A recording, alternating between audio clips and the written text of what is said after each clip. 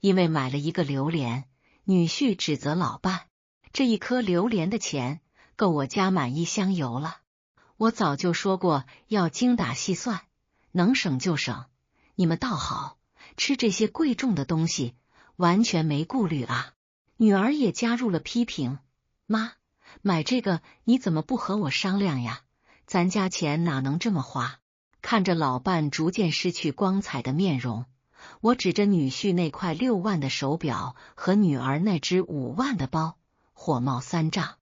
你们一个个都在喊着要省钱，那刘成，你这一块手表花了几万？王莹莹，你那个包又花了几万？我和你妈一个月的养老金才2万8，竟连一餐吃的都不配享有。你们节省的是谁的生活？缩减的是谁的食物？你们妈跟了我一辈子，没受过什么委屈，难道老了就要让你们这样轻贱她？然后我带着老伴离开了，他们慌了。去超市买菜时，遇到榴莲降价，老伴看了又看，最终还是没有买。他很喜欢榴莲，但自从住在女儿家，这几年几乎没吃过了。我心里难受，走上前挑了个最大的去结账，整整10斤，199块。哎，老王，老伴追上来，犹豫了一下，我轻声安慰他，想吃就吃，咱们也不常买，不要紧的。晚饭过后，老伴正准备开榴莲，女儿一家回来了。一进门，女婿刘成身上散发着一股浓浓的酒味，我皱了皱眉，自然心里就生出不悦。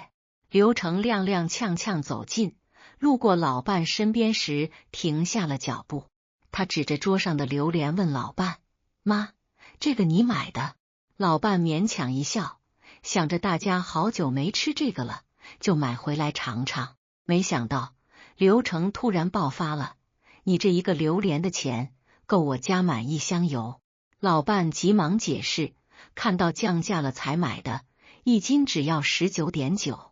刘成脸色阴沉，依然不满，声调丝毫没有下降。19.9就便宜吗？我都没舍得买过，早就说过要精打细算，能省就省，可你们倒好，吃的这么奢侈，完全没负担啊。说完，他狠狠地瞪了一眼女儿，你也不管管。女儿王莹莹无辜地受到了牵连，脸色一沉，开始指责老伴，妈，难道买这个之前要和我商量一下吗？你也知道现在家里的状况，眼看着瑞瑞就要上小学了，学区房的问题得赶紧解决，刘成手里的项目也得顺利收尾，还得往人家口袋里塞好几万，那儿都有花费。你这么大手大脚的，我们家可经不起这样的消费。我看到老伴脸色渐渐变得暗淡，心里的怒火瞬间爆发，猛地拍了一下桌子站起来，这榴莲是我买的，跟你妈没关系。我把老伴拉到身后，怒指着女儿和女婿，声调提高，你们一个个都喊着要省钱，那刘成，你的手表花了几万？王莹莹，你那包也花了几万？我知道刘成的手表6万，女儿的包5万，都是从我和老伴的工资卡刷出去的。刘成辩解道，我这是为了工作，得用这个撑场面。女儿也不甘示弱，爸，我上班要是背个破包，别人会笑话我的。我气得直发抖，你们都有自己的理由，我和老伴一个月加起来的退休金5万，难道连个吃的都不配吗？你们节省的是谁的衣服？缩减的又是谁的伙食？外孙瑞瑞在旁边被吓得嚎啕大哭，老伴赶紧把他搂在怀里安慰，不断劝说，别吵，别吵，大家别说了，这榴莲吃不吃都无所谓，没开封我去超市问问能不能退，不许退。我瞪着女儿和女婿，严厉地说道，你们妈跟着我一辈子都没受到一点委屈，现在老了，也不是你们随便折磨的。我告诉你们，要想要钱，自己去挣，没那个本事，还想依赖我和老伴，那就得给我拿出做儿女的样子来。说完，我拉着老伴回了房间。第二天一早，刘成过来道歉，说他昨晚喝多了，脑子不清醒，说错话。他还打了自己耳光，自责自己不是个东西。女儿也过来柔声说，我们其实是想考虑天气热，榴莲吃多了易上火，本来也只是想劝你们少吃，都是怪我和刘成喝了酒，脑子不清醒，把话说偏了。爸，我们真的不是故意的，你别生气了，行吗？我看着女儿和女婿那副虚情假意的模样，冷冷地哼了一声，不想理他们。女儿见我没什么反应，便露出一脸委屈地看向她妈妈。妈，老伴叹了口气，轻轻拍了拍我的肩膀，我们是一家人，哪有过不去的事，别跟他们杠了。老王，老伴一说，我心里的火气瞬间减了许多。女儿看见这个机会，立刻接着说，咱们家好久没一起出门玩了，今天他和刘成都有空，不如一起去外面活动活动。老伴可能也想让气氛缓和一些，硬是拉着我一起去了。原本是想随便逛逛，走到市中心时，我被一家旗袍店吸引住了。我转头一看，老伴的目光比我更专注，我忍不住笑了，拉着老伴走了进去。店里陈列着形形色色的旗袍，美得让人心动。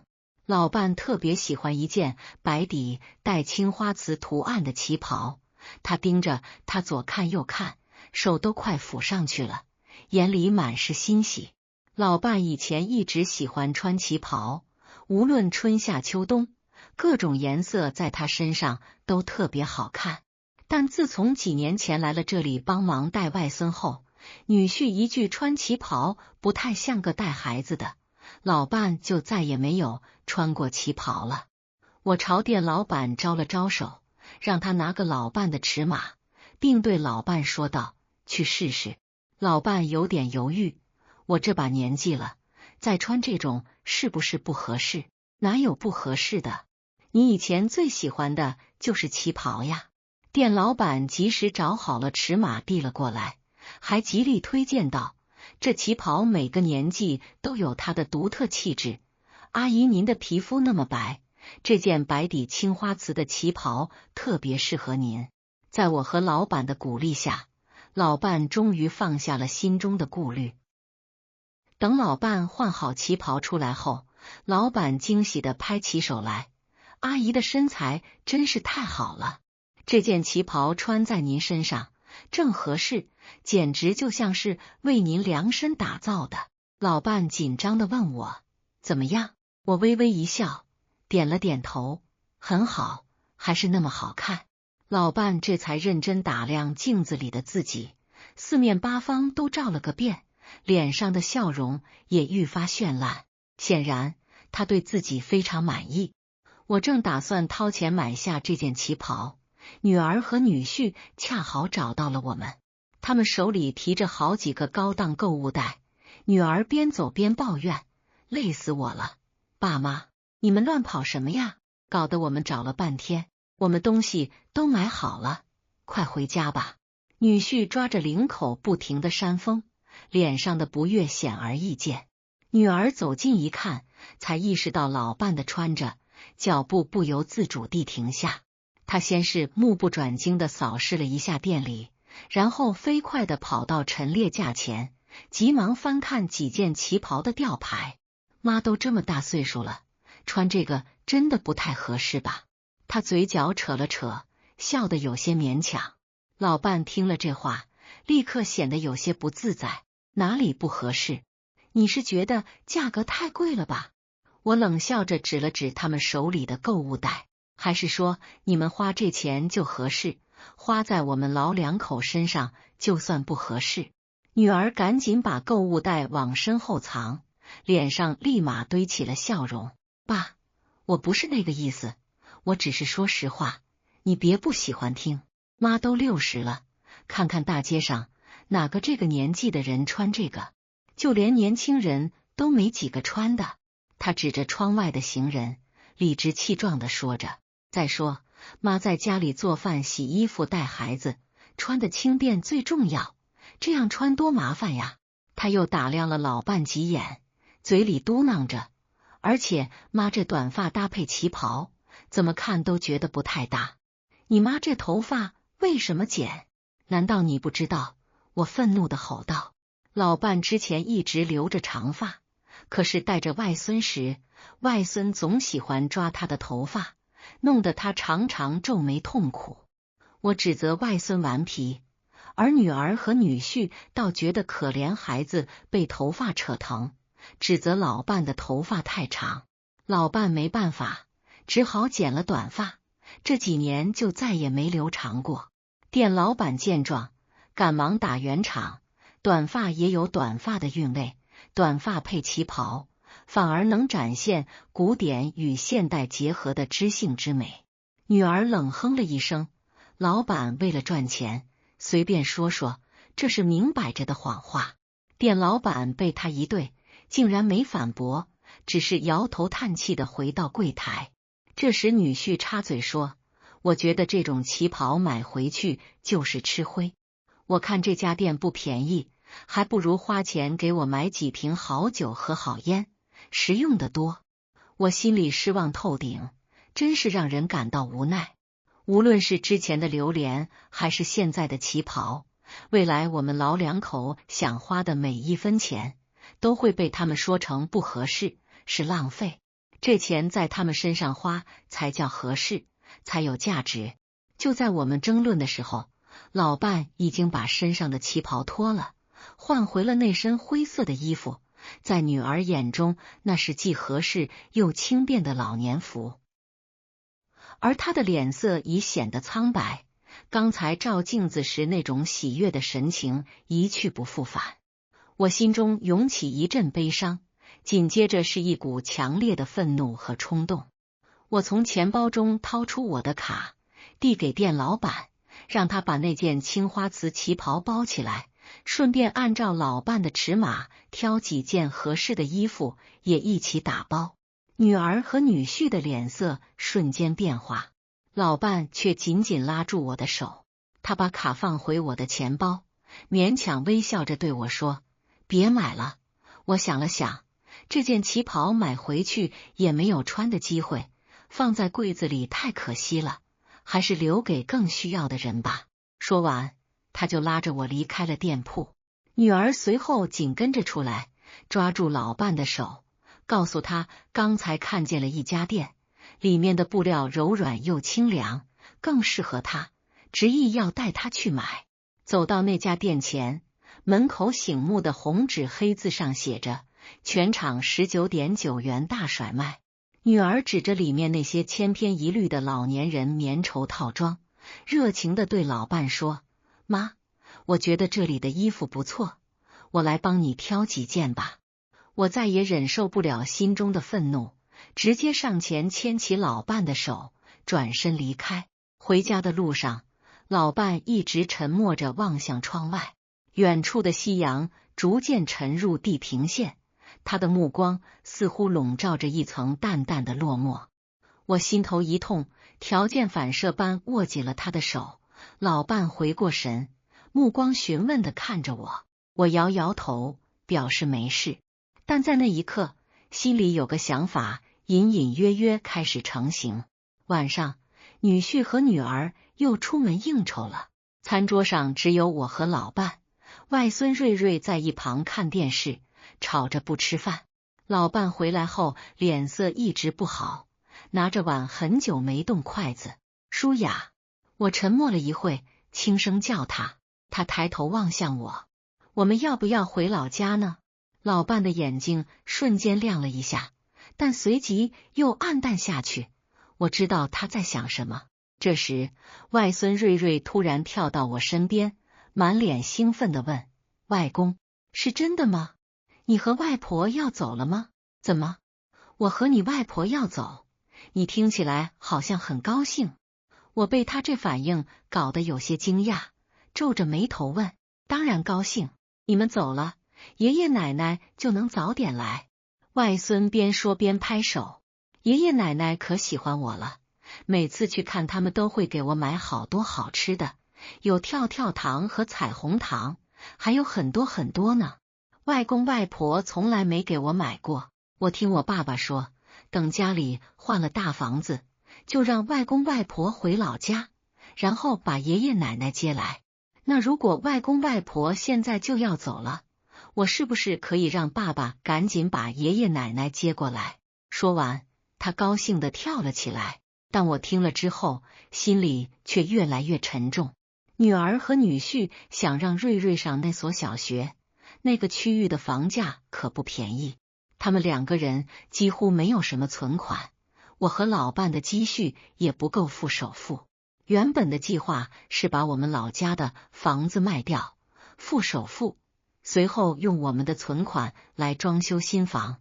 女儿和女婿将现在的房子出售后，钱用来还房贷。我们只有一个女儿，留给她的确实是应该的。可现在，女婿有没有想过，卖掉房子把我们赶回老家后，我们住哪里呢？老家虽然还有一栋房子，但10多年没人住了，说不定连房子都塌了。你说的事情，你妈妈知道吗？我喝着汤，脸色严肃地问瑞瑞。知道呀，妈妈还说爷爷奶奶没来过大城市，到时候要带他们好好玩。这一顿饭，我和老伴都吃得很沉默。女儿和女婿回来的时间很晚，客厅里传来一阵哐当声，不用猜也知道他们又喝多了。我考虑了很久，心里终于下了决定。老伴在床上翻来覆去睡不着，我侧身看向他，问道：舒雅，你还记得退休前我们常聊的那些事吗？我伸手轻轻抚摸他鬓角的白发，低声说了几句话。老伴一愣，转过头来看着我，眼中满是惊讶。看到我淡淡一笑，他的手也被我紧紧握住，一切尽在不言中。不久之前，挂在中介的老家房子终于找到买主。女儿和女婿得知后，立刻决定去看楼盘。我提议和老伴回去处理房子，他们二话不说的答应了，还亲自送我们去机场。在临行前，他们再三嘱咐我们不要担心瑞瑞，保证会照顾好，让我们安心处理房子的事情。女婿还特意递给我一张银行卡，说明把卖房的钱直接打进这张卡，这样他才能迅速买下新房。随着女儿和女婿的期待，我们踏上了回老家的旅程。不过在登机前，我随手把那张银行卡扔进了机场的垃圾桶。回到老家，第一件事就是去银行把我和老伴的工资卡挂失补办。接下来的几天，我们处理房子和家里的东西，除了老伴柜子里那几件旗袍，其他的都没带走。半个月后，我和老伴正坐在南方某小城的民宿里，享受着可口的晚餐。就在这时，女儿的电话响了，她在那头抱怨道：爸，已经半个月了，房子还没处理好吗？你们什么时候回来？我慢条斯理地擦了擦嘴，回应道：我们已经看好楼盘，那个地方可火了。我和刘成求了好几天，才同意再多留几天，要是再不签合同，房子就留不住了。然后他提到我和老伴这个月的退休金还没到账，叫我赶紧去问问情况。我慢慢回答他：对了，还有一件事忘了告诉你，我们决定不回去了，打算到处走走。女儿在电话那头的尖叫几乎要震破耳膜。爸，你们的养老金是要留着给瑞瑞买学区房的。我将手机拿远，看着民宿外湛蓝的天空下，老伴正戴着草帽和民宿老板学做椰子鸡，银发在海风里轻轻飘动。民宿院子里的三角梅开得正艳，花瓣时不时被风吹落，飘在老伴新染的蓝花布围裙上。那围裙是他前几天在市集淘来的，针脚细密，还绣着几朵小巧的木棉花。学区房的事，你们自己想办法。我把凉透的椰子汁一饮而尽，椰子壳上还沾着上午剥椰子时留下的纤维。我和你妈打算在海南常住，这边空气好，适合养老。话音刚落，就听见电话里传来瓷器摔碎的声响，混着女儿压抑的啜泣，像根刺扎进心里。可想起这些年被忽视的感受，我攥紧了手中的椰子壳。你们怎么能这么自私？王莹莹的声音突然哽咽起来，带着浓重的鼻音。这些年你们住在我家，吃我的用我的，吃你的用你的。我冷笑一声，指尖快速滑动手机屏幕，记账它比密密麻麻的转账记录刺目得很。过去5年，我们老两口每月给他们补贴2万，外孙的钢琴课、夏令营、进口奶粉，哪样不是我们在掏钱？更别提他们换车换包时刷的都是我们的卡。上个月女儿买新款包包的18888元消费记录还赫然在目，而老伴想吃个榴莲都要被女婿指责浪费。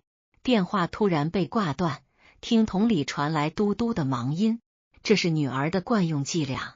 以前只要我们稍微反抗，她就会冷战绝食，直到我们妥协。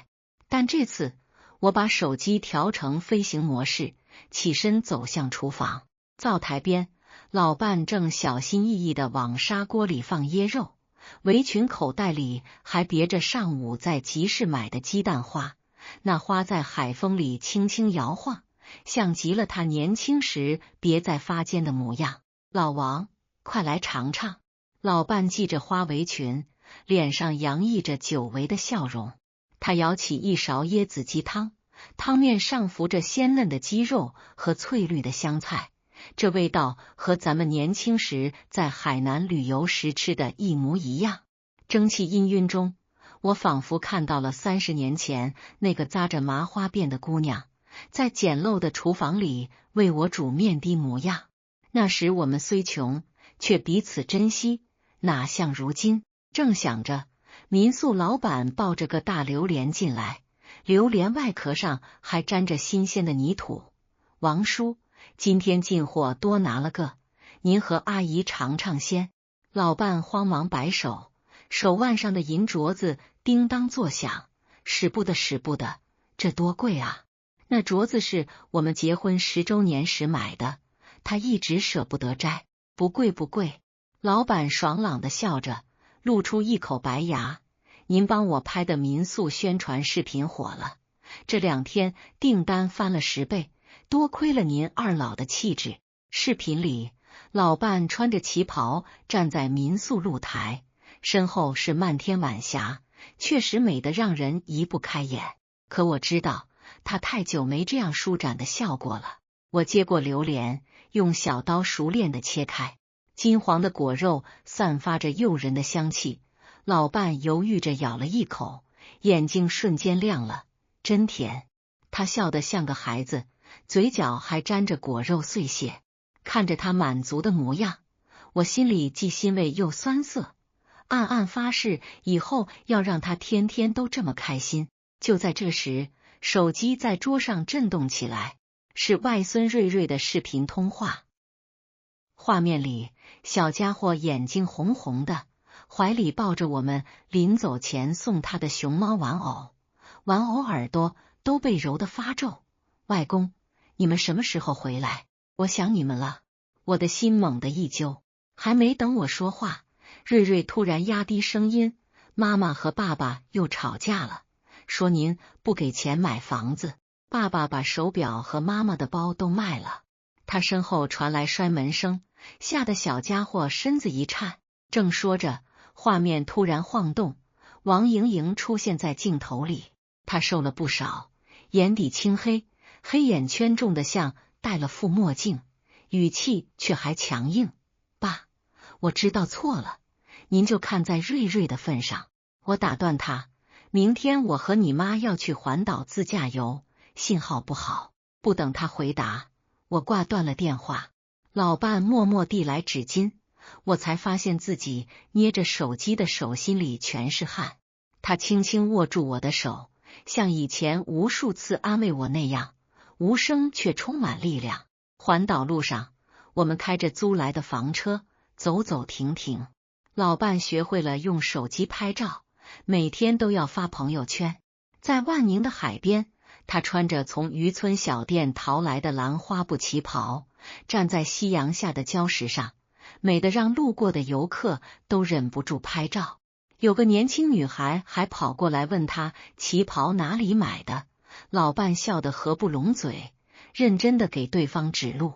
那一刻，我看到他眼里重新有了光芒。这天，我们正在陵水的椰林里野餐，突然收到瑞瑞的消息：外公，我报名了学校的朗诵比赛，您能来看我吗？照片里，小家伙穿着笔挺的小西装，胸前别着参赛号码牌，笑得灿烂，两颗大门牙中间还缺了颗牙。我和老伴对视一眼，默默订了返程的机票。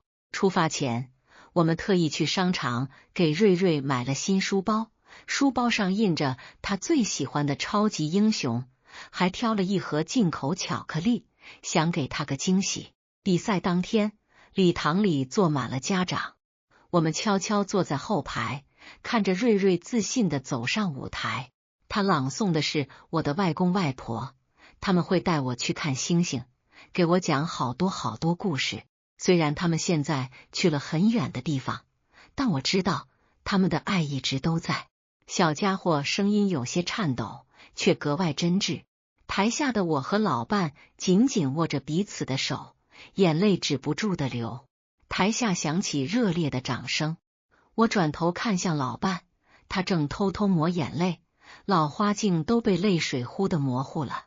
这时，前排的王莹莹和刘成突然站了起来，他们转身看到我们，脸上露出惊讶又欣喜的表情。王莹莹眼睛瞬间红了，刘成则局促地扯了扯衣角，他脚上那双磨得发白的运动鞋格外显眼。比赛结束后，瑞瑞像只小豹子般扑进我们怀里，身上还带着舞台灯光的热度。我就知道外公外婆会来。王莹莹红着眼圈，小声说：“爸妈，回家吧。”她的声音里带着从未有过的小心翼翼。刘成也局促地搓着手，手腕上原本戴手表的地方留下一圈浅色的印记。爸，我把工作辞了，找了个稳定的活，以后不会再乱花钱了。他卷起袖子，露出手臂上被太阳晒出的黑白分界线，那是送外卖留下的印记。我们没说话，跟着他们回到家。屋子收拾得很干净，餐桌上摆着老伴爱吃的糖醋排骨，还冒着热气。瑞瑞拉着我们参观他的房间，墙上贴满了我们旅游时寄给他的明信片，床头还放着我们和他的合照。看着这些，我心里的冰山渐渐融化。其实你们走后，我和刘成好好谈了谈。王莹莹给我们倒上茶，茶杯是我们结婚时买的那套，边缘都有些磨损了。这些年，我们太理所当然地享受着你们的付出，却忘了你们也是需要被爱的。他的声音带着深深的愧疚。刘成挠挠头，不好意思地笑了。我把手表和包都卖了，还了些信用卡债。现在送外卖，虽然累点，但心里踏实。他说着，从口袋里掏出一张皱巴巴的工资条，上面的数字虽然不多，却写满了诚意。老伴看着他们，终于露出了笑容。他起身去厨房切水果，背影不再像以前那样佝偻。我知道，有些伤害不是一朝一夕能愈合的，但只要愿意改变，就还有希望。晚上，瑞瑞非要和我们睡，小家伙躺在中间，像只小猫似的蹭着我们。外公外婆，以后你们别走了好不好？我要和你们一起去看大海，去露营。他身上带着沐浴后的奶香，困得直打哈欠。月光透过窗户洒进来，照在老伴的脸上。他轻轻握住我的手，温暖而坚定。黑暗中，我听见王莹莹和刘成在客厅小声说话，偶尔传来低低的笑声，那是久违的温馨。后来我们把老家的房子卖了，在女儿家附近买了套小公寓，公寓楼下就是菜市场。每天清晨，我和老伴都会手牵手去买菜，有时遇到熟人，他们会打趣我们老来俏，我们只是相视一笑。在菜市场，老伴终于可以自由地挑选喜欢的食材，再也不用担心被指责浪费。白天，我们去跳广场舞，参加社区的书法班，偶尔帮着接瑞瑞放学。小家伙会骄傲地向同学介绍，这是我外公外婆。看着他自豪的模样，我们心里满是欢喜。晚上，一家人聚在一起吃饭、聊天，说说白天发生的趣事。王莹莹学会了做饭，虽然味道还不太好，但每次我们都会吃得精光，还会给她提出建议，她也会认真地记在小本子上。刘成送外卖的收入渐渐稳定，他开始学着理财。有次他神秘兮兮地拿出个存折，上面存着给瑞瑞的教育基金，虽然数字不多，但每一笔都写满了对孩子的爱。